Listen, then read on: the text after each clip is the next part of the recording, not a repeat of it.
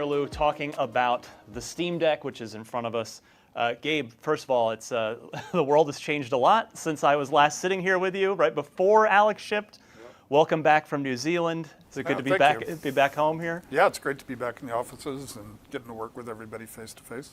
So the Steam Deck, we've been spending a couple days with it, and I'm really happy to be sitting down here with you. I'm curious, how did the idea for this first reach your ears? What was sort of the first moment where this came up to you? Well, a lot of times the conversations we're having internally are about, what can we contribute? How are we adding something to the PC gaming community?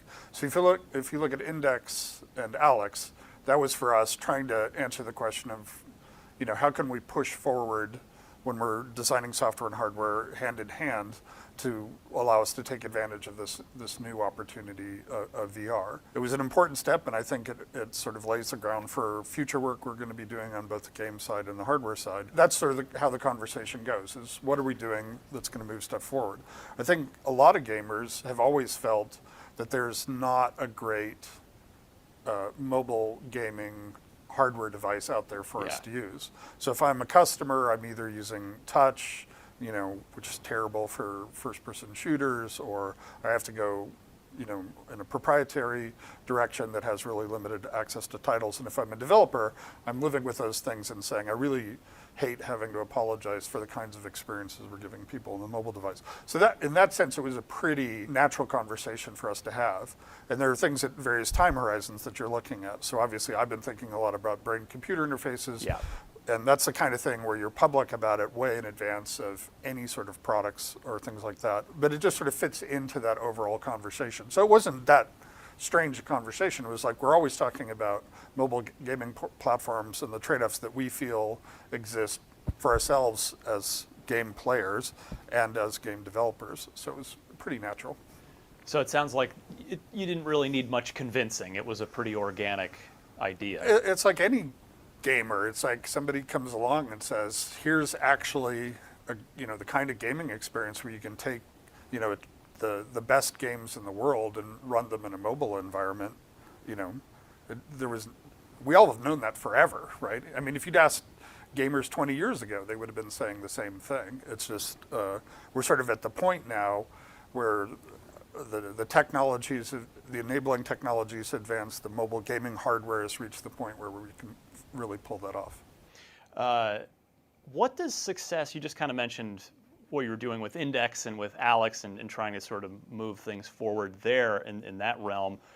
What does success look like for Valve on this? Like monetarily, does the whole project need to break even? Does it need to be profitable? Does that matter? Is it about driving Steam's subscriptions, engagement?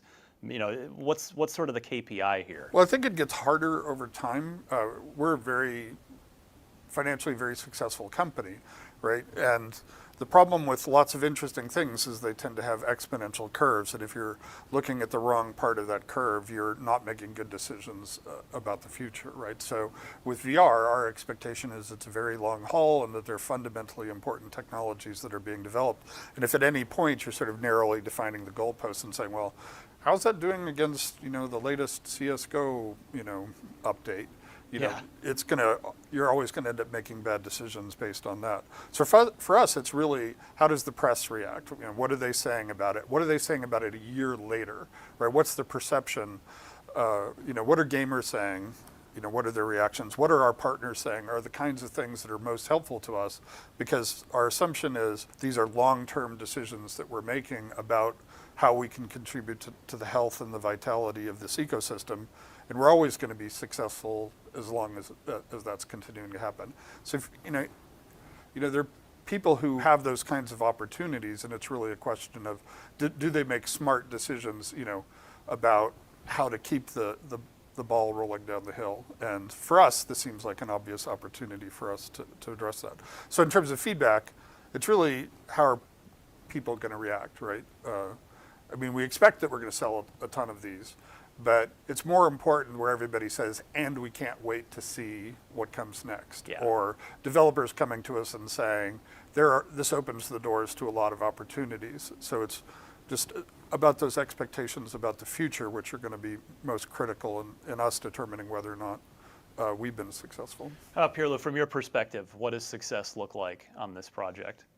I think Gabe summed it up really well. If down the line we're talking to a bunch of developers on Steam and they're saying, oh wow, this really helped us connect to either a new set of players or players are that much happier playing in the mobile space, and we didn't have to do that much work for it or even no work at all. I think this looks great from our perspective. And if it opens up new opportunities for them when they're thinking about game designs, right? We've been sort of blocking a set of things off as kind of being static and fixed. And if they start viewing this as an opportunity to be more innovative, how can we evolve the input side of this? What are the other technologies that we can bring to this that enable new kinds of experiences and new gameplay mechanics? Well, along those same lines, what have your previous adventures in hardware development taught you heading into this? Well, I mean, that's a very long, every time we do anything, we tend to learn a lot. I think Index taught us a lot about the value of doing things hand in hand in software and hardware development, which is something that we expected, right? It was that I felt like we were really successful in capitalizing on, designing controllers at the same time we're designing Alex. Yeah.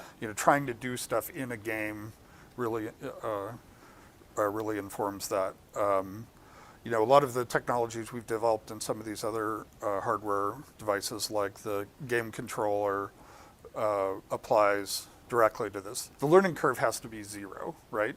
You just have to be able to hand something to them and they say, oh, I know how this all works, right? It's like, oh, look, it does exactly what I expected. I used the touchscreen and it, worked properly. I'm used to, let's say, an Xbox controller. Oh, this behaves exactly how I'm expecting and the games are working.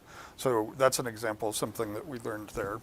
Price performance is going to be one of the critical factors in the mobile space. And so we've had to be very aggressive in terms of pricing on the deck. Well, speaking of which, I think this is the part where you get to tell me the price, because the audience will know by now, by the time this interview's up, but we've been seeing everything, and so we've actually been curious while we've been here.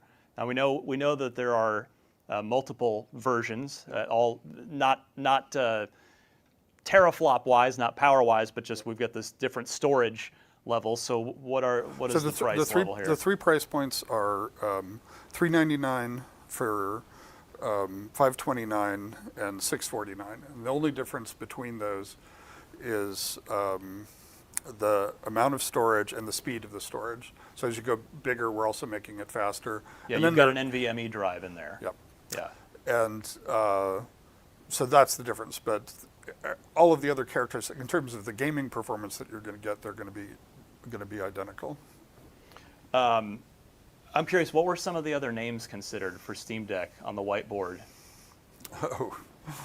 Steam Buddy, Steam Pal. Very early on, we had pretty terrifying prototypes, so we gave them appropriate names like Ugly Baby and things like that. Those weren't great. Steam Ugly Baby. Yep. Yeah, so we didn't go for that as far as name goes. So one of the really interesting aspects of this that I guess I wasn't expecting coming in here, since we're here just for full context, we're here about a week before this thing gets publicly announced, is it is a PC and it can run other game stores. So you can connect up, you're not just locked into Steam here, which I think when you look at a device like this, that's your expectation. At least it is for me as a gamer, is, oh, well, I'm in that ecosystem and that's it. So it basically means that this thing is the Xbox handheld that Microsoft never made, because if you have Game Pass, you can just sign in on the Microsoft store, download their PC games. Have you talked to Microsoft at all about this yet? Because obviously, I'm sure you have a limited circle of trust here. Like, do they know you're about to release an Xbox handheld? Well, you know more of the details than they do, but our view is that the openness of the PC ecosystem is the superpower, right? That we all collectively benefit from. So if you want to install the Epic Game Store on here, if you want to, run an Oculus Quest on it, those are all great. That's Those are features, right? Yeah. That's what I want to hear as a gamer. I don't want to hear that somebody's got some Trojan horse that's going to try to lock me down. I want to hear whatever I want to do. If there's hardware I want to attach to it, if there's software I want to install, I can just go and do it. And we think that's great. Yeah, all the people working on this product are PC users themselves, right? And we know that there's tons of value that is not necessarily on Steam that we use on a daily basis, either in gaming or non-gaming users. So we would have been pretty bummed to try to deliver something that's essentially just a portion of what PC is all about. What were the guardrails for this project from maybe from your level as the person sort of encouraging and green lighting everything? Like, were there any sort of limitations or was it just sort of make the best thing were you trying to hit a price point? Like, I'm just kind of curious how it shaped from like the 10,000-foot view of what we ultimately ended up with here. The most fundamental one was great performance on your entire Steam library, right? That's the fundamental thing that needed, and it had to be open. And then that was the thing. It's just like, I want to be a gamer who's used to playing, PC games. I want to pick this up and says, oh, it all works. Yeah. It's all fast. And then price point was secondary and painful, but that was pretty clearly a critical aspect to it. But the first thing was the performance and the experience was the biggest and most fundamental constraint that was driving this. You just want to hand this to somebody, who plays PC games and have them go, oh, this is great. Like, are you guys? I know you hear a lot in the console space of, oh, it's the razor blades model of, okay, well, we're selling the console at a loss to try and get you in the door on the software. Like, are you guys trying to just break even with it and just get these out there, or can it be something? Because the price for what this thing is doing seems pretty impressive to me as I'm literally hearing the price for the first time. So are you guys just?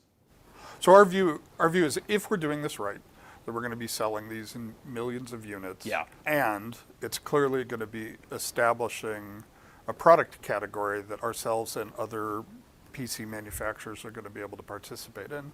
And that's going to have long-term benefits for us. So that's sort of the frame in which we're thinking about this. There aren't sort of explicit, we think that this makes sense, and we think that this makes sense going forward at this price point. We don't have some tying ratio. We don't say, oh, and then we have to sell 8 games, for each one of these, incremental 8 games for each one of these cells, otherwise it doesn't make sense. Our calculus is more just sort of like, is this the right product, and is it a great way to test out the assumption that there's a huge amount of value both to game players and game developers to extending the PC ecosystem in this direction. That's the real test more than anything else. That wider view of the curve you were talking about earlier, rather than looking at it super narrowly. Right. Nobody has ever said, oh, we have a giant success where clearly there's huge demand for this, but our margins are too thin, right? And a lot of people have overpriced things and killed the opportunity and sort of convinced people that it's an uninteresting category from the get-go. So we're definitely, our view is we're doing this for the long haul, and there's a lot of opportunity. And so far, everything we're hearing from our partners, mainly because they're the ones that we've talked about it the most, is a lot of enthusiasm that this is something that they're really going to be happy to see the PC community, pushing into this space. Were there any Gabe-specific features that you requested in the device? Did you kind of weigh in with any wish list items that Pierre-Louis and the team had to then go and work in? Well, I do immediately play Dota with each new version that I get, so I've probably been a little more laser focused on the usability testing of Dota. So you're the trackpad then. That's a big one for you. Yep. Makes sense. But that's just me being a gamer, right? That's not me being being a president. You can't help. Well, okay, we as gamers can't help but look at this and see, a similar form factor to a Nintendo Switch. I mean, and you guys, you play everything. So and Nintendo of America's not far from here. Yep. Has the Switch influenced this at all, either ergonomically or in terms of just showing, hey, there is a market for, like, higher end handheld gaming, or is it just not Well, really a factor for you? I mean, there have been attempts to provide mobile gaming platforms for a really long time, and for me, as somebody who's used to sort of high-end desktop PC gaming and console gaming, they always felt like they were compromises. So I think Nintendo does a great job targeting the audience they do with the content that they have, and that's going to be different. Like, when you pick this up, it feels much more like the ergonomics for somebody who's used to playing with, an expensive game controller, right? And it's because of that, it's bigger and it's bulkier than a Switch. And if we're right, that's the right trade-off to be making for the audience that we're going after. And obviously, I mean, I think they've sold 85 million Switches. Doing all right.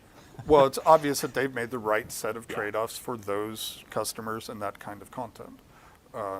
And we'll just have to find out whether or not we've made the right trade-offs. For me, it feels supernatural and makes a lot of sense when I'm trying to play, Resident Evil Villages on this. We're going to find out pretty soon whether those choices that we've made are correct.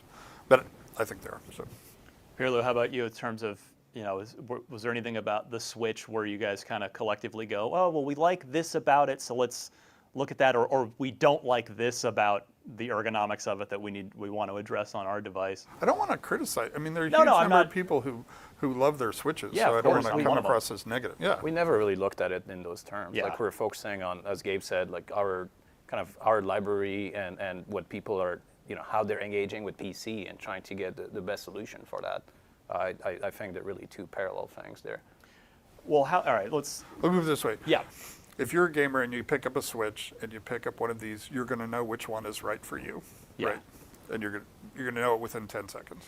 So, what can Valve do to help avoid the pre-ordering nightmare that gamers endured with the Xbox Series and the PlayStation 5 launches last year, or if anything?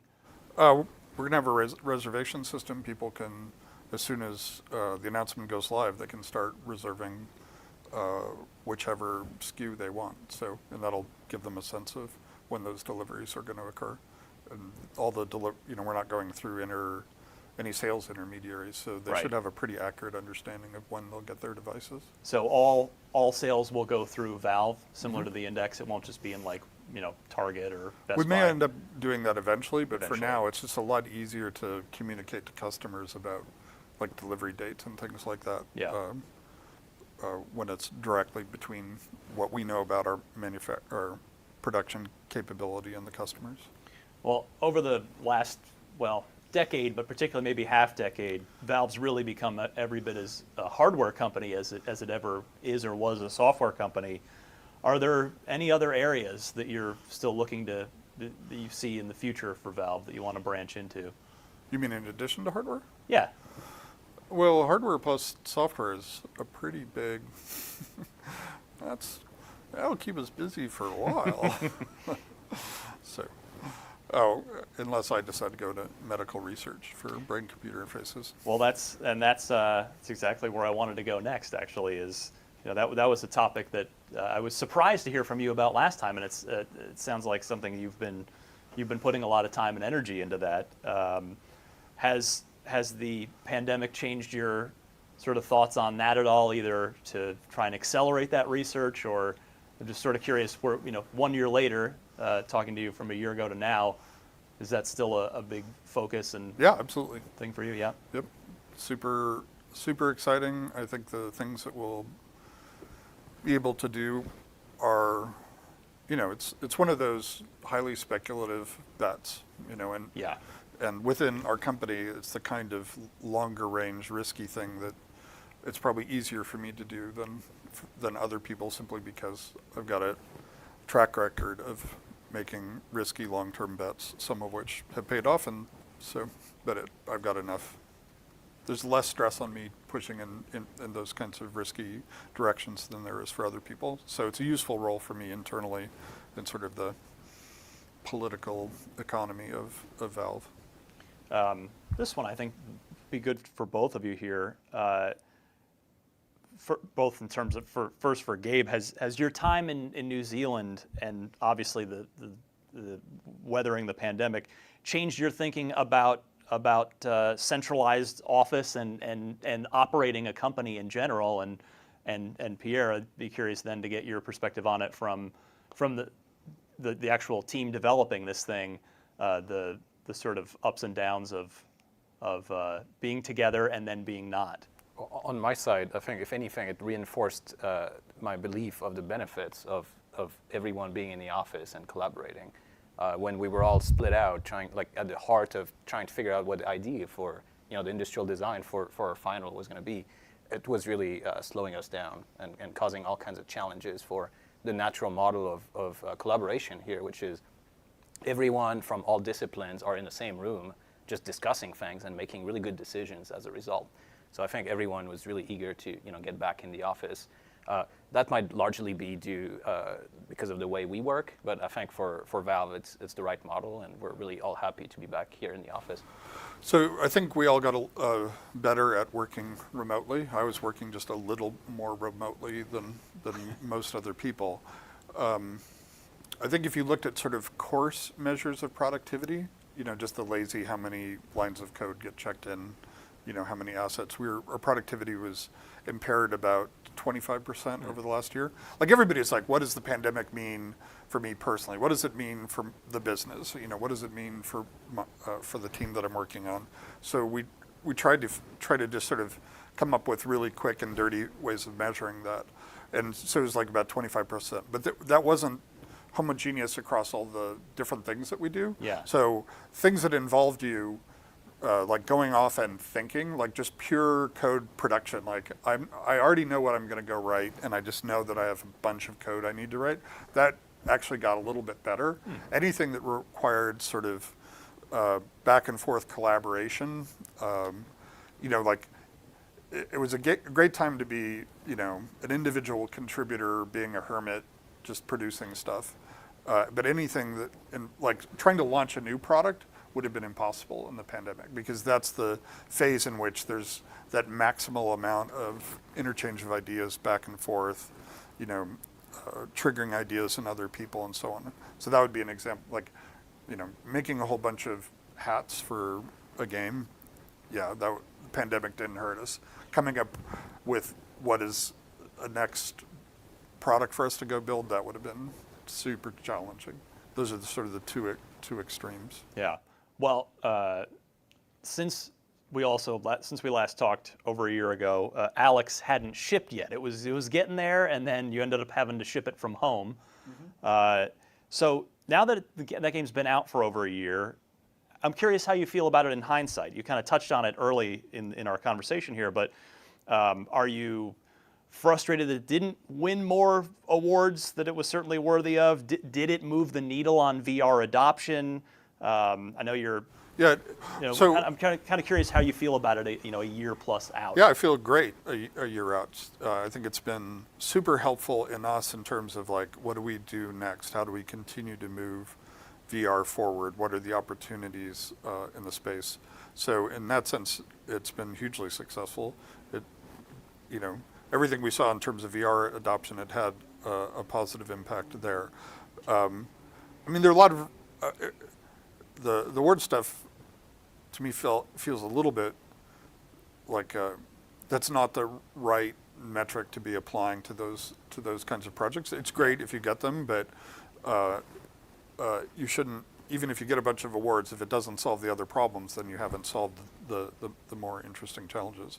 So in terms of giving us this confidence, it was hugely helpful with DEC, right? This notion that yes, working these tightly coupled hardware-software designs can in fact have big payoffs. You don't end up with, well, why'd we do that? It's the same hardware that anybody else would build, or the game developer saying, yeah, but that's great, but you haven't impacted my thinking at all, or about what the opportunity space is.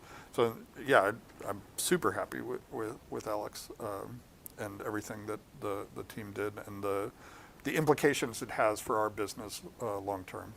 Pierre-Lou, how about you? A year out, how do you feel looking back on Alex now? I mean, I was not really involved with that project, right? But I played it a lot leading into launch just to give playtest feedback, and I really loved it. It seems like for the past year, I've seen lots of comments and happy players and people that really enjoyed it as well, and so it seems like a big success to me. But what did Index and Alex mean? I mean, you heard me saying about the confidence aspect of it. I mean, what did it mean to you in terms of how? I mean, you were in the hell of why are we doing this project that every project goes through on deck. Yeah, it was really, really positive to see, and I think the tight integration between the Index controller and Alex gave us a lot of ideas for new input schemes, and really kind of reinforced our confidence going into deck as well. And very narrowly, it addressed the issue with the thumbsticks, right? We got some good feedback from that too, yes. And we got some good thumbsticks on the deck. So. Yeah, full-size thumbsticks with the capacitive touch. It's been fun to use here these last couple days. All right, last question because I got to let you go. But still on the subject of Alex, because again, it's a nice opportunity to come back here after it's been out. What was your reaction when you first either read the script for or saw on the screen the ending? Spoiler alert for anybody that hasn't finished Half-Life Alex. You obviously have such a connection to the original games, the original two, and now, so when you saw that ending come to life, what was your thought?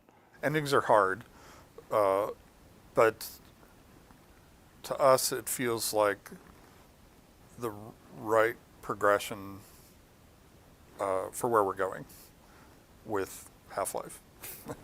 So, and that's. Yeah, so it worked perfectly in terms of where we see ourselves headed. So that's music to my ears as a Half-Life fan. Gabe, Pierre-Lou, thank you so much. Thanks.